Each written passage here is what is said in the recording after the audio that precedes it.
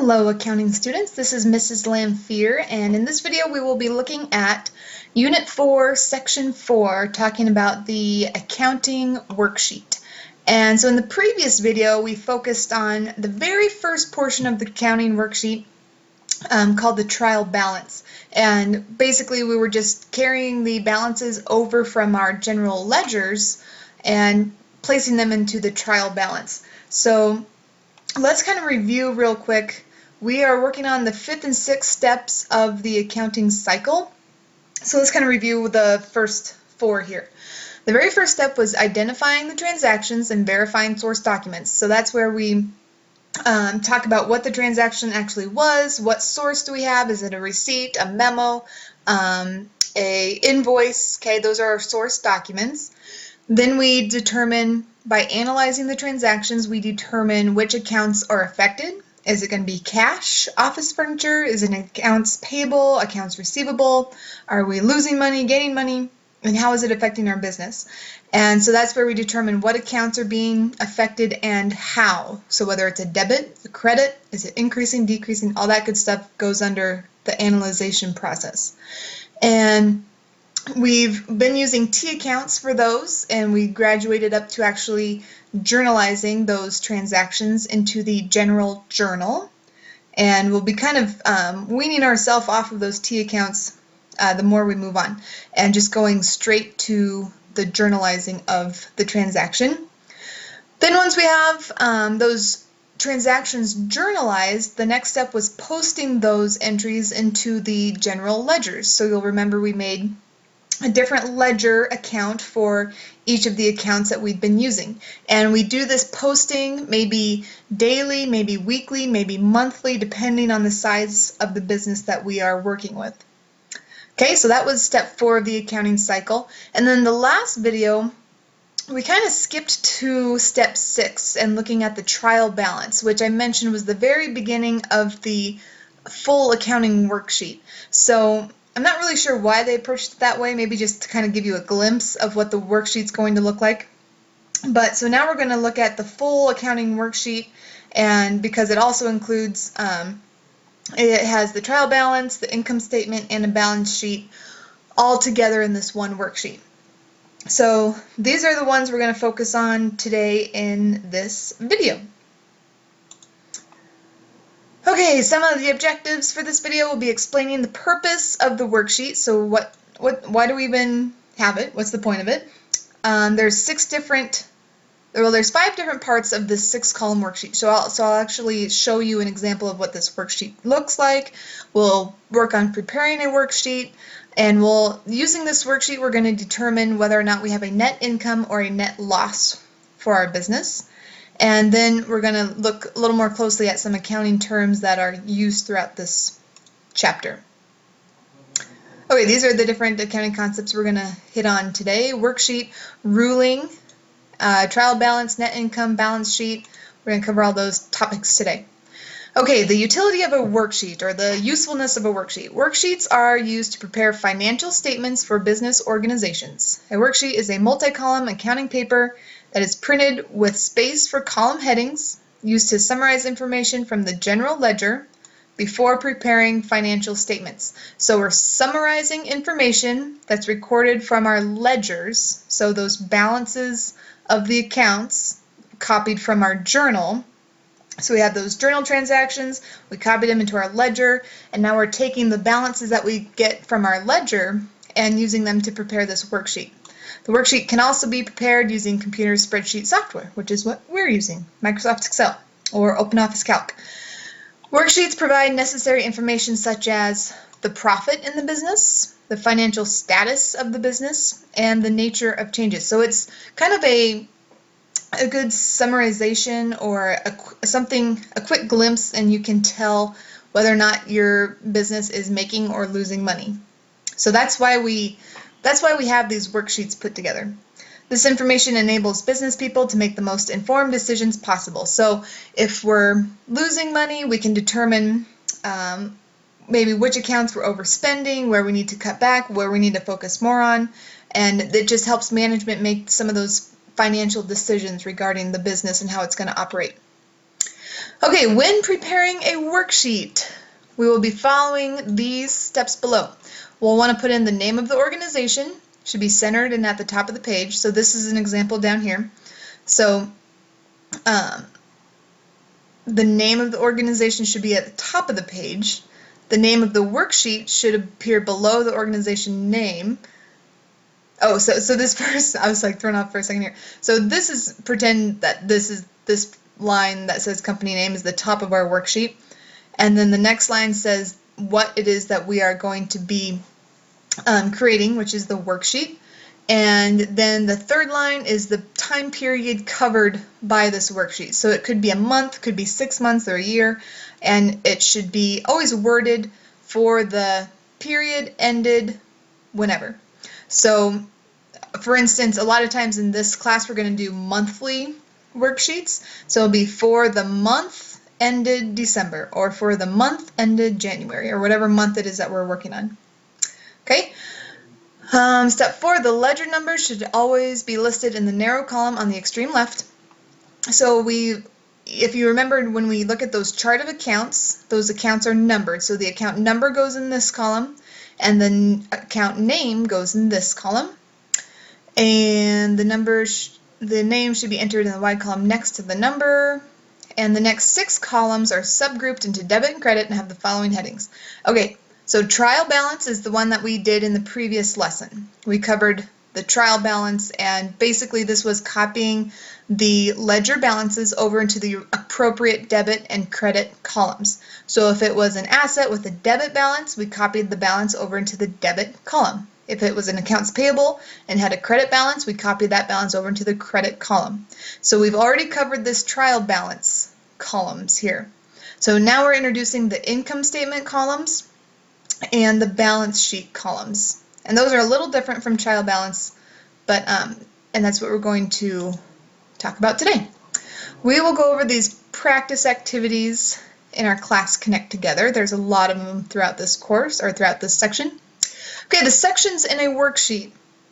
A worksheet contains various sections. We have, the first is the heading. So again, the heading should have the name of the business. Ooh, let's see if I can go around. There we go. The name of the business, so who we're preparing this for, the name of the accounting form, so what is it that we are preparing, usually the worksheet, and the period covered by the worksheet. So who, what, and when should all be going into this heading here. The name of the account goes in this column over here, so the account name, which can be taken from the general ledger of accounts that we've already had prepared. The trial balance columns. Okay, the trial balance can also be derived from the general ledger. So again, this is where we get the balances from the accounts that we posted in the general ledger, and we're just transferring those balances over into this trial balance. Can be prepared at the end of the accounting period or whenever it's required, depending on the size of our business. The 2 subgroup columns under trial balance are debit and credit. And so, like I said before, if the account that we're working with has a debit balance, it will go into the debit column. If it has a credit balance, it will be recorded in the credit column. Ruling the trial balance. Okay, so this is on your upcoming quiz about ruling, and I mentioned it briefly in previous videos, but ruling the trial balance section. Ruling is drawing a line after recording all the ledger accounts in the trial balance. There are 2 types of ruling. There's a single ruling, where a line is drawn below the amount column of the trial balance. If you make a single rule under the last entry, it means that the entries in the trial balance are ready to total. Okay, what does that mean? Let's look at, I have an example here. I'm going to show you how to put in this single rule and double rule. So here's an example of a worksheet, and we have our trial balance columns here. So what we're going to do is, when we put in a single rule, that means we've listed all of our entries and it's ready to be totaled. So when we select this last cell here, we can go up to this borders option, and we can choose thick bottom border, and that shows, you can see that now it's a thicker line, so that indicates that, okay, we've posted all of our debits, we're ready to total these up. And we're going to have to do the same thing with our credits as well. So we'll put in a thick line indicating that we're ready to add up these credits and add up these debits. And that's the single rule.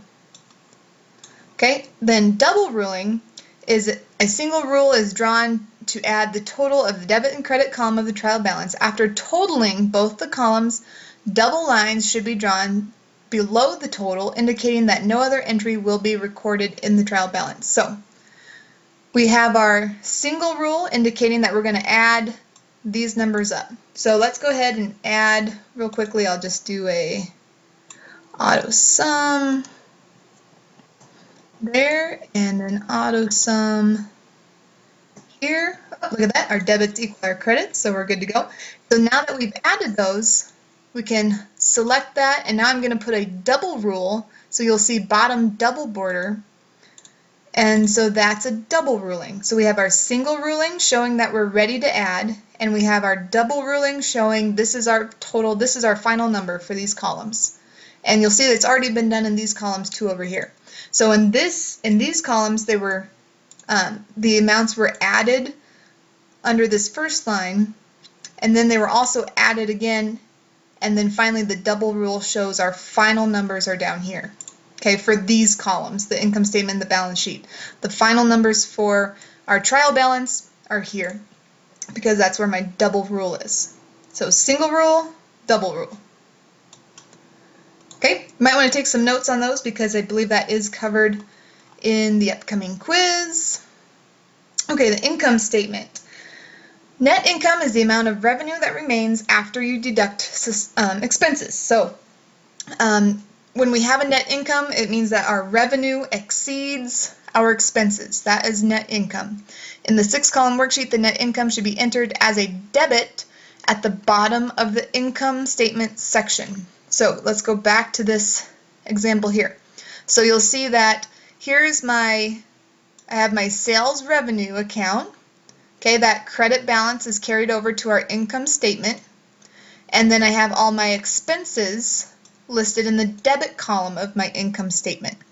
So you'll notice this income statement, the columns of the income statement only include my revenue balance and my expense balances. So sometimes some companies will have more than one revenue account. All of those revenue accounts would be transferred over their balances to the income statement. Okay, revenue balances and expense balances are on the income statement. On the balance sheet, this is where we record our asset, liability, and owner's equity balances. So pretty much everything but revenue and expenses. I have my asset balances, my liability balance, and my owner's equity balance all carried over to the balance sheet. Okay, so that is the main difference between the income statement and the balance sheet, are the different balances that are carried over to each one. So what this text was saying about the net income should be entered as a debit at the bottom of the income statement section. So for instance, with this worksheet, I had a revenue of $5,500. I had expenses totaling $4,500. My revenue exceeded my expenses by $1,000. So that net income goes here. If it were a net loss, that number would be gone. Net loss would be recorded over here. So say those numbers were reversed. The net loss is recorded under the income statement credit column. But since it was a net income, meaning my revenue exceeded my expenses, that net income is recorded under the debit column of the income statement. Okay? Generally, you enter the net income amount on the debit side of the income statement section and the credit side of the balance sheet section. So, looking at the balance sheet then, I have my assets and my liabilities, owner's equity. Okay? Because my assets are above my liabilities, owner's equity, these two numbers, this 1,000 here and this 1,000 here, should always match. That's your net income. It's kind of two different ways of finding out your net income, by this group of numbers and this group of numbers. So on the balance sheet, we record a a net income on the credit side, and on an income statement, the net income is recorded on the debit side. Okay? Take notes, write that part down. Okay, so that's what I just said, income statement, and the credit side of the balance sheet section. Balance sheet. The balance sheet section of the worksheet contains two columns, debit and credit.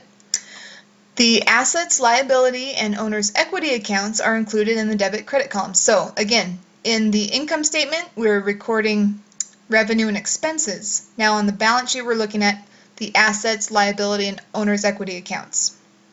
Assets always show debit balances. Those should be recorded on the debit side of the balance sheet. Liabilities and owner's equity balances should be on the credit side. And the accounts and amounts shown in the trial balance are extended to the balance sheet and the income statement section. So, again, we have all of the balances recorded in our trial balance. Then we have just revenues and expenses in our income statement, and just assets, liability, and owner's equity on our balance sheet. That's the big difference between those three different columns. Okay, that ought to do it for explaining a worksheet. We can watch this video together in class. Okay, then to compute net income and net loss. To do this, you need to follow the following steps. We'll click on each step to learn more. Okay, so step one, when we're calculating net income and net loss. Step one, transfer the account balance to the trial balance. A trial balance is a list of all ledger accounts with records. So again, we've already done this. In the last video, we transferred the balance of our ledger accounts over to our trial balance. So that is step one. Assets are split into, let's see, I'm trying to figure out the best. Okay, so then it right away it tells you what needs to be carried over to the balance sheet. So we have all the balances in our trial balance. We copied just our assets, liabilities, and owner's equity balances over onto our balance sheet. Okay, that's all part of step one. Step two, transfer the trial balance to the income statement section. So again, looking at our trial balance, we transfer the revenue and expense balances over to the income statement section. Step three, after entering the revenue and expense accounts, total the income statement section. A single rule is drawn across the debit and credit columns of the income statement, indicating that the column is ready to total. So again, we have this single rule here indicating that we're ready to total this column and this column to figure out our net income or net loss. Finally, calculate the net income or net loss. The income statement section of a 6-column worksheet shows the revenue and expenses for an accounting period. By matching the expenses with the revenues of the same period, the profit or loss earned can be calculated. The equation for calculating the profit or loss is given below. So again, like I said, if our revenue exceeds our expenses, then we take our revenue minus our expenses to figure out our net income. Say that we had $65,000 or $6,500 in expenses and only $5,500 in revenue, then we would be at a net loss of $1,000, and it would be recorded on the credit side. But in this case, our revenue exceeds our expenses, so the net income is recorded in the debit side of our income statement. Okay, so this last page here is going to walk you through the final steps with calculating our net income or net loss. I'm on page 16 of your text here. So just using this worksheet as an example, I've totaled each of my columns. So I got my single rule listed under my income statement and my balance sheet, indicating that I'm totaling up those columns. And here are the steps involved in creating a worksheet for net income. skip a line after the last account and enter the words net income in the account name column. So I have net income or loss, depending on which business we're working with. So I skipped the line under my last account and put net income. Okay. On the same line, enter the net income amount in the debit column of the income statement. So debit column of my income statement, I'm going to enter my net income of $1,000 because my revenue exceeded my expenses by $1,000. On the same line, enter the net income amount listed in the balance sheet credit column. So here I find my balance sheet. Again, my debit column exceeded my credit column by $1,000.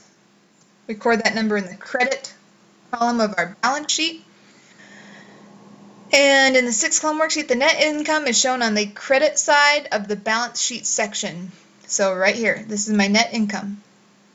The revenue, expenses, and withdrawals, which are temporary accounts, will affect the owner's equity in the following way.